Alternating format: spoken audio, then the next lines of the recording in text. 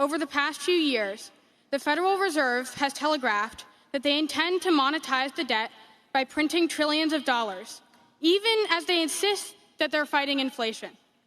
Already, other major economies in the world, such as China, Saudi Arabia, and Brazil, are moving away from the dollar in anticipation of this. My question is, are we likely to face a time in the future when the US dollar is no longer the global reserve currency? How is Berkshire prepared for this possibility? And what can we do as American citizens to attempt to shelter ourselves from what's beginning to look like the beginnings of de-dollarization? Well,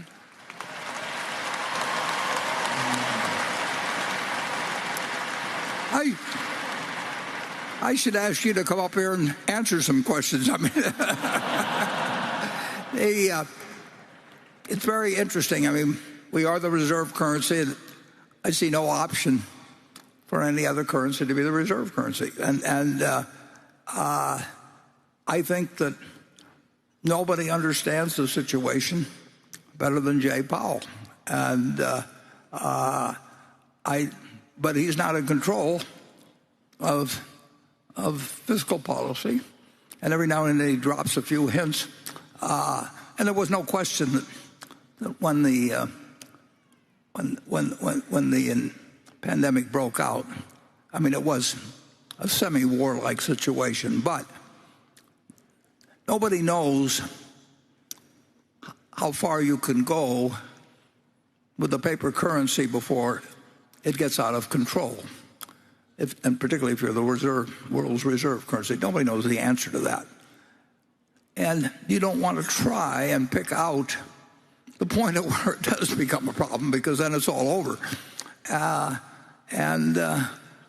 think we should be very careful. I mean, we all learned Keynesianism, and we applied it in World War II to the advantage of the country. And we did everything we could to prevent inflation during the war.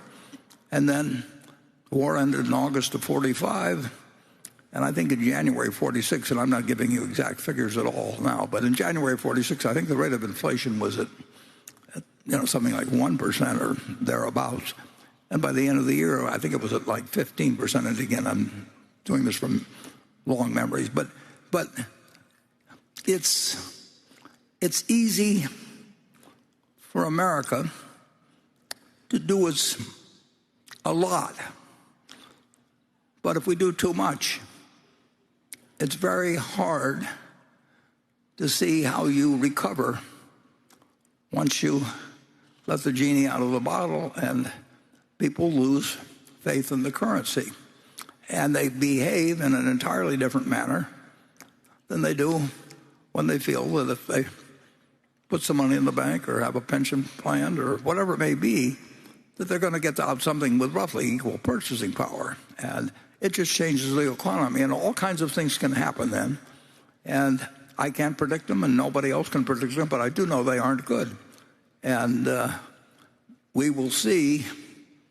And I do this as, I voted for both parties, and it's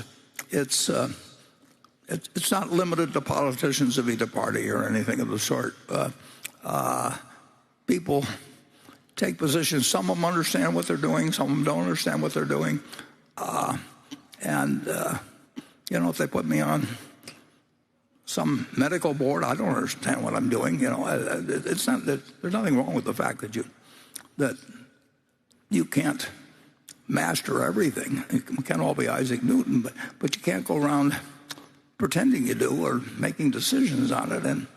And we are not as well off in relation to curbing inflation expectations, which become self-fulfilling, and we are not as well off as we were earlier. And Berkshire is better prepared than most investments for that kind of a period. But I said this in the annual report, but we aren't perfectly prepared because there's no way to perfectly prepare. You don't know what course of action will occur. And